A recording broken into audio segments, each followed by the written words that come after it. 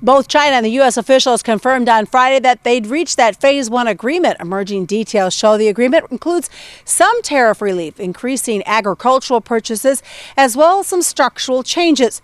However, a CNBC report says some details of the partial accord between the world's two largest economies seems cloudy.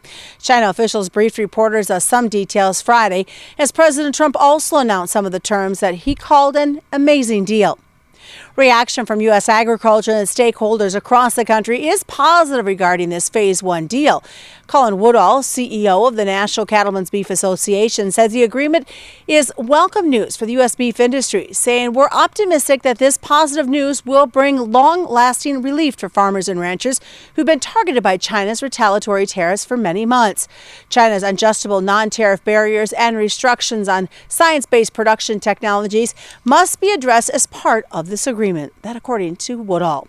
Some Senate Republicans appear to be unhappy with the final agreement changes to the U.S.-Mexico-Canada trade agreement that was worked out, that between the House and the Democrats. Politico says the Republicans appeared to be grumbling as they came out of that meeting with U.S. Trade Representative Robert Lighthizer last week.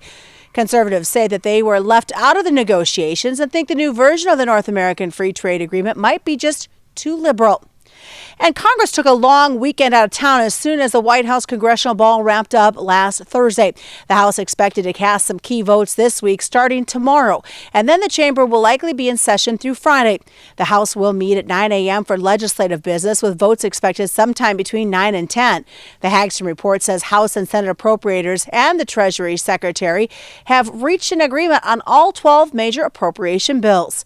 I'm Susan Littlefield on the Rural Radio Network. This is Jane. She thinks she's just filling her car, but she's also filling the air with cancer-causing toxic chemicals used to boost octane in gas. What doesn't burn in the engine enters the air and your lungs, even your heart and brain. Bad for everyone, especially kids. Ethanol is a natural octane booster, clean burning and non-toxic. More ethanol means less scary stuff in our gas and in the air we breathe. And that makes your choice pretty plain, Jane. American Ethanol. Cleaner air for Nebraska.